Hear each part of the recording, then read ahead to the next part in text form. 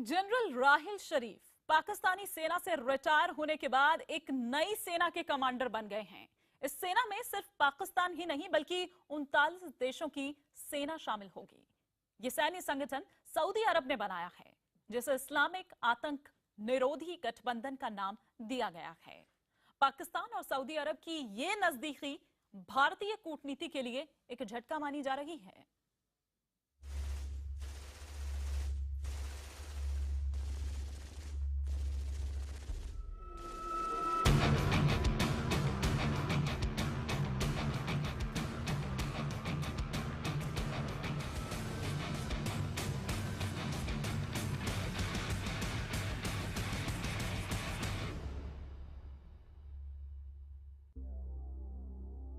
देश के दुश्मन को बड़ी गद्दी, राहिल शरीफ को बड़ा ओहदा। इस्लामिक मिलिट्री का नया हाकिम राहिल।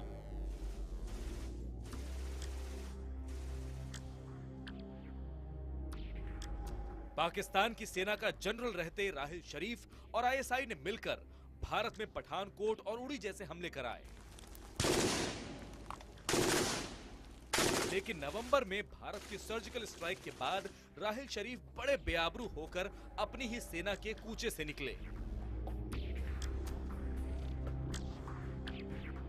नवंबर 2016 में राहिल शरीफ पाकिस्तानी सेना के जनरल पद से रिटायर हो गए और उनकी जगह ले ली जनरल कमर जावेद बाजवा ने।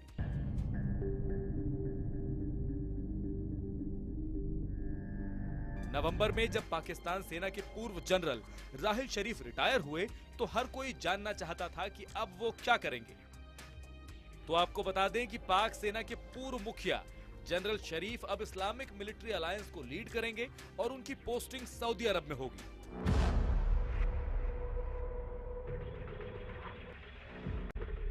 अब राहिल शरीफ एक ऐसे सैन्य अभियान के मुखिया बन गए हैं जो 39 देशों की सेनाओं का साझा गठजोड़ है।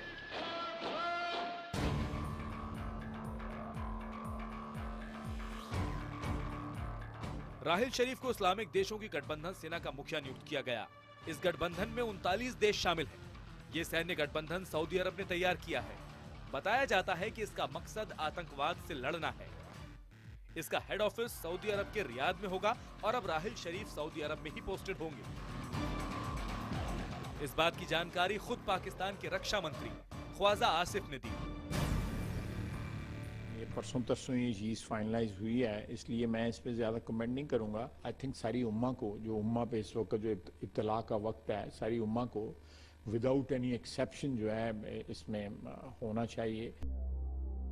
ख्वाजा आसिफ के मुताबिक कुछ दिनों पहले एक समझौता किया गया था। इसके तहत राहिल शरीफ को सऊदी अरब में पोस्ट किया जाएगा। आर्मी के जनरल हेडक्वार्टर और नवाज शरीफ की रजामंदी के बाद यह फैसला लिया गया। 2015 में सऊदी अरब ने ऐलान किया था कि दुनिया के 34 इस्लामिक देश एक इस्लामिक मिलिट्री तैयार करेंगे। मध्य पूर्वी देशों की राजनीतिक रस्साकशी में शामिल होने को लेकर पहले पाकिस्तान पसोपेश में था। पाकिस्तान इसमें शामिल होगा या नहीं, इसे लेकर शुरुआत में चीजें साफ नहीं थी। फिर बाद में नवाज शरीफ सरकार ने पाकिस्तान की भागीदारी को लेकर अपनी रजामंदी दे ही दी, लेकिन यह तय नहीं था कि पाकिस्तान सेना के रिटायर्ड जनरल को इस सैन्य संगठन में इतने बड़े ओहदे से नवाजा जाएगा। जाहिर है कि सऊदी अरब के साथ पाकिस्तान की नजदीकियां बढ़ने जा रही हैं, जो भारत की विदेश नीति के लिए झटका माना जा सकता है।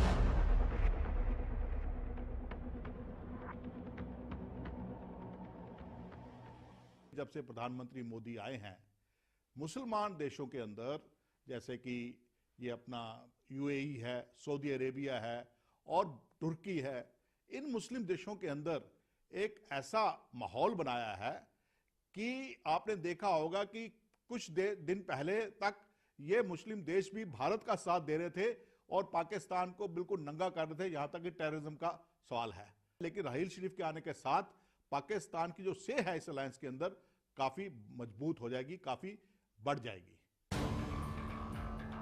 भारत अब तक विश्व बिरादरी से पाकिस्तान को अलग थलग करने में काफी हद तक कामयाब हुआ था, लेकिन पाकिस्तान की सऊदी अरब के साथ बड़ी नजदीकी भारत के लिए झटका मानी जा रही है। गौरतलब है कि अप्रैल 2016 में मोदी की सऊदी अरब यात्रा के दौरान सऊदी अरब के साथ आतंकवाद पर समझौता हुआ था। इस यात्रा के बाद ही सऊदी अरब ने पाकिस्तान के 2 आतंकी संगठनों पर पाबंदी लगाई थी। लेकिन अब आतंकवाद समर्थक राहिल शरीफ को ही सैन्य अभियान का मुखिया बना दिया गया। इस सैन्य गठबंधन का मकसद इसके 39 इस्लामिक देशों के बीच सुरक्षा मसलों पर सहयोग कायम करना, सैन्य परीक्षण करना और हथियारों का लेन देन करना है। इनका एक ज्वाइंट कमांड सेंटर बनाया गया है रियाद, जो कि सऊदी अरब कैपिटल है, वहां पे, जहां से कि राहिल शरीफ ऑपरेट करेंगे।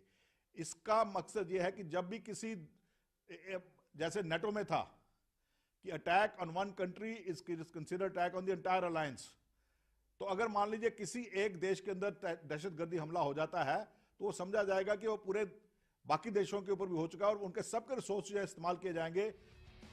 हालांकि कहा यही जा रहा है कि इस गठजोड़ का मकसद आईएसआईएस के खिलाफ लड़ाई छेड़ना है। साथ ही ये संगठन सवालों के घेरे में भी है।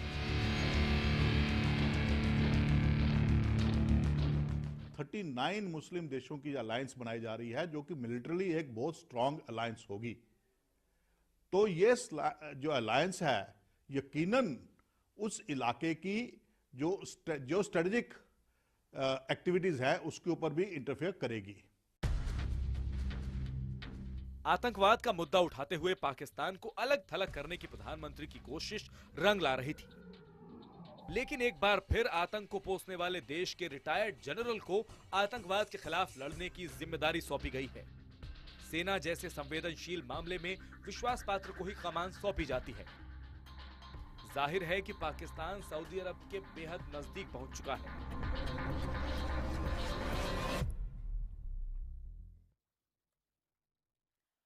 प्रधानमंत्री की कूटनीति के चलते पाकिस्तान विश्व बिरादरी में अलग थलग पड़ गया था। मोदी के दौरे के बाद खुद सऊदी अरब ने उसके 2 आतंकी संगठनों पर पाबंदियां लगाई थी। लेकिन अब आतंकवाद को पनाह देने वाले पाकिस्तान को ही आतंकवाद खत्म करने की जिम्मेदारी सौंप चुका है। इसके भी कई कूटनीतिक मायने हैं। 18 सितंबर 2016 जम्मू कश्मीर के उड़ी में सेना कैंप पर हमला। हमेशा की तरह आतंकी पाकिस्तानी सबूत चीख चीख कर कह रहे थे कि पाकिस्तान ने फिर से अपना रंग दिखा ही दिया। पाकिस्तानी सरकार, सेना और आईएसआईएस की साजिश ने फिर से भारत के साथ विश्वासघात किया। 19 जवानों के बहे खून के एक एक कतरे का बदला लेने के लिए पूरा देश सुलग रहा था। चारों तरफ पाकिस्तान के खिलाफ जंग छेड़ने की मांग होने लगी। प्रधानमंत्री मोदी ने पाकिस्तान को कड़े शब्दों में चिताया, लेकिन पाकिस्तान उसके सिर पर कहां जू रेंगने वाली थी। उसने वही किया जो उसे करना था। नतीजा, इसके बाद बारामूला भी हुआ, नगरोटा भी, और इसके पीछे था एक चेहरा, राहिल शरीफ। जवाब में भारत ने विश्व मंच पर पाकिस्तान को अलग थलग करने की मुहिम छेड़ दी। पिछले साल नवंबर में पाकिस्तान में होने वाले सार्क सम्मेलन में जाने से इनकार कर दिया। और तो और भारत की ही अपील पर 6 देशों ने सम्मेलन में शामिल होने से मना कर दिया। मजबूरन पाकिस्तान को सार्क सम्मेलन रद्द करना पड़ा। इस बात से तो अब पूरी दुनिया वाकिफ है कि पाकिस्तान बातों से समझने वालों में नहीं है, उसे बस आतंक की भाषा समझ आती है। लेकिन हालात देखिए कि जो देश पूरी दुनिया में आतंक को पालने पोसने के लिए बदनाम है, जिसने आतंकवाद की जड़ें इतनी गहरी कर दी कि अब वो पूरी दुनिया के लिए एक नासूर बन गई है, उसी देश के एक आतंकवाद का समर्थन करने वाले रिटायर्ड जनरल को आतंकवाद के खात्मे का जिम्मा सौंप दिया गया। पाकिस्तान जो है वो दहशतगर्दी का क्रिएटर भी है और साथ ही साथ दहशतगर्दी के खिलाफ लड़ाई का अपने आप को एक्सपर्ट भी मानता है। आतंकवाद सिर्फ एक बहाना है। ये अलायंस मेरी तरफ से एक एंटी शिया अलायंस है। ये शिया कंट्रीज जो हैं उनको लेट डाउन करने के लिए बनाई गई है। पाकिस्तान ने भारत को अपना जानी दुश्मन माना है। हर वक्त वो भारत को नुकसान पहुंचाने की साजिश में लगा रहता है। राहिल शरीफ के पाकिस्तानी सेना के चीफ रहते भारत को जो जख्म मिले, उसके बाद सवाल उठने लाजिम है कि आतंकी मंसूबे रखने वाला शख्स क्या आतंकवाद के खिलाफ सच्ची लड़ाई लड़ पाएगा, या यहां भी भारत को घेरने की कोशिश की जाएगी। राहील शरीफ जो है वो माना जाता है कि वो एक स्ट्रांग आदमी है और एंटी टेरर ऑपरेशन में उसकी नॉलेज जो है वो काफी है, इसलिए उसको इसका सरगना चुना गया है। पाकिस्तान कोशिश करेगा कि इस एंटी टेरर अलायंस को एक मिलिट्री अलायंस के रूप में इस्तेमाल किया जाए और जो पाकिस्तान की पॉलिसी है, पाकिस्तान की foreign policy anti India based है। इसकी हर हरकतें, हर कार्रवाई, हर चाल हिंदुस्तान के खिलाफ रहती है, तो इसलिए वो कोशिश करेगा कि इस अलायंस को एक नेटो टाइप अलायंस बनाया जाए और इसे इंडिया के खिलाफ एज ए मिलिट्री अलायंस जो है वो इस्तेमाल किया जाए।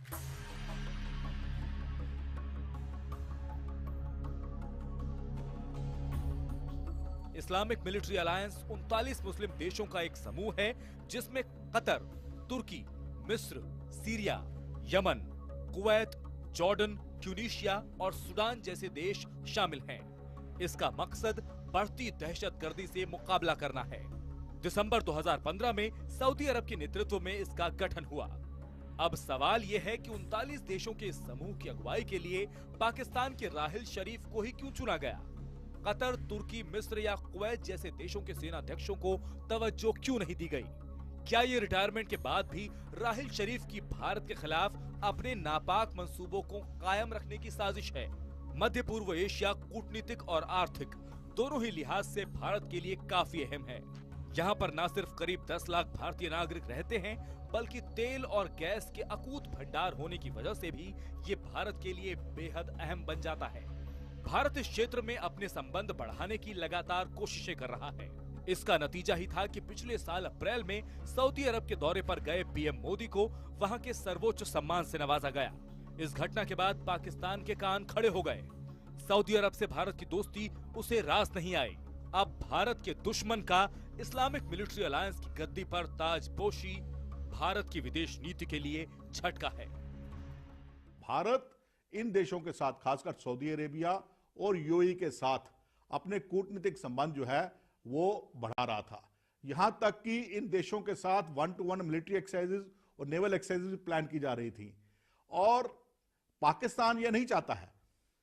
तो इसलिए एक किस्म का भी शेषोपंज हो जाएगा इन देशों के लिए कि क्या वो कोलिशन की जो धर्म है उसको मानते हुए भारत को इग्नोर करें। हालांकि इस अलायंस के वजूद पर ही सवाल उठते रहे हैं।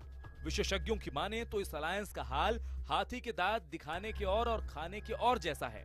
लेकिन तब भी इतने देशों के समूह में पाकिस्तान को मिलती तरजीह भारत के लिए चिंता का विषय जरूर है।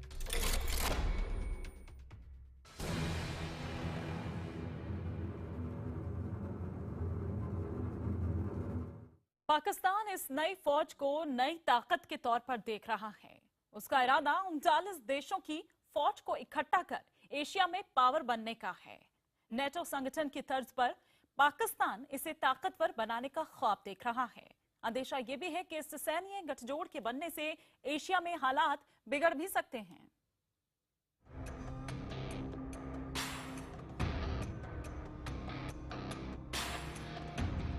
दिसंबर 2015 में जब सऊदी अरब ने सैन्य संगठन का ढांचा खड़ा करने का मन बनाया तो कई देशों को इस बारे में जानकारी भी नहीं थी कि वो इस अलायंस का हिस्सा बनने जा रहे हैं। उनमें से एक पाकिस्तान भी था। नवाज शरीफ सरकार को जब सऊदी अरब ने इस बात की जानकारी दी कि उसे इस संगठन में शामिल किया जा रहा है, तब पाकिस्तान इस गुट में शामिल होने से इनकार कर चुका था। पाकिस्तान ने इस अलायंस को पहले तो जो ज्वाइन करने से आनाकानी की थी। शुरू में पाकिस्तान को जब बोला गया तो पाकिस्तान ने बोला कि हमें इसके लिए हमारे साथ सुलह नहीं की गई है, इसलिए हम इसमें शामिल नहीं हो सकते हैं। लेकिन जब सऊदी अरेबिया ने नाराजगी जताई और क्योंकि पाकिस्तान तो जीता ही सऊदी अरेबिया के पैसे के ऊपर है, तो फिर पाकिस्तान उनके साथ मिल गया। लेकिन चालाक पाकिस्तान को इसमें अपना फायदा नजर आया। पाकिस्तान ने इस सैन्य संगठन को नाटो की तरह इस्तेमाल करने का प्लान बनाया। जाहिर है कि 39 देशों की सेनाओं के गठजोड़ से पाकिस्तान की ताकत बढ़ेगी। खुद पाकिस्तान का जनरल इस सैन्य संगठन का अगुवा होगा तो जाहिर है कि कमांड पाकिस्तान के हाथ में होगी। पाकिस्तान इस संगठन का इस्तेमाल भारत के खिलाफ भी कर सकता है। पाकिस्तान भारत पर अपने देश में दखल देने के आरोप लगाता रहा है। हाल ही में पाकिस्तान ने संयुक्त राष्ट्र में भारत के खिलाफ दस्तावेज भी दिए हैं। ऐसे में आशंका है कि पाकिस्तान देर सबेर इस संगठन का इस्तेमाल भारत के खिलाफ करने की कोशिश कर सकता है। जोन ऑफ कॉन्फ्लिक्ट है वो एशिया में बदला जा रहा है और अगर एशिया में ऐसी मिलिट्री अलायंस आ जाती है तो उस मिलिट्री अलायंस को अगर वो भारत के खिलाफ बन जाती है तो भारत को काउंटर करने के लिए रूस का सहारा लेना पड़ेगा। रूस, ईरान, इराक और भारत, इनको मिलकर फिर एक ऐसी अलायंस बनानी पड़ेगी जो कि इस अलायंस को काउंटर करे।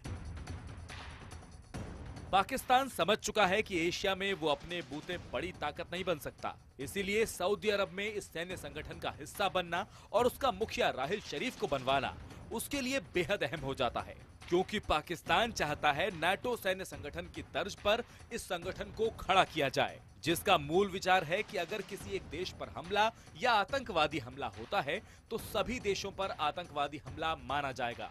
पाकिस्तान इसी तरह ताकत हासिल करना चाहता है। सवाल ये भी उठ रहे हैं कि सैन्य संगठन बनवाने के लिए महज आतंकवाद का बहाना लिया गया है। फिलहाल कोई नहीं जानता कि ये सैन्य गठजोड़ कैसे और क्या काम करेगा, लेकिन इस पर शुरू से ही सवाल उठते रहे हैं। इसे सुन्नी देशों का शिया देशों के खिलाफ सैन्य गठजोड़ माना जा रहा है, जिससे शांति बहाली की उम्मीद बेमानी ही है और आने वाले दिनों में अंदेशा ये भी है कि इस सैनिक गठजोड़ के चलते रीजन में कई तरह की मुश्किलें खड़ी हो सकती हैं। बहुत पर ये प्योरली सुन्नी मुल्कों की अलायंस है, इसमें सिर्फ सुन्नी मुल्क हैं, शिया कंट्री कोई भी नहीं है इसके अंदर। तो इससे साफ जाहिर होता है कि ये सिर्फ टेररिज्म के लिए नहीं है, ये ईरान के खिलाफ भी है। इजराइल का रवैया क्या है इसके खिलाफ होगा वो भी मालूम नहीं है, क्योंकि इजराइल भी इससे थ्रेटन फेस करेगा। सऊदी अरब की रहनुमाई और राहिल शरीफ की अगुवाई में बनी इस फौज का असल काम आने वाले समय में पता लगेगा, लेकिन फिलहाल तो विशेषज्ञ इसे खतरे की आहट मान रहे हैं, क्योंकि दुश्मन अब ताकत जुटाने में लगा है। और इसी के साथ इस पेशकश में फिलहाल इतना ही।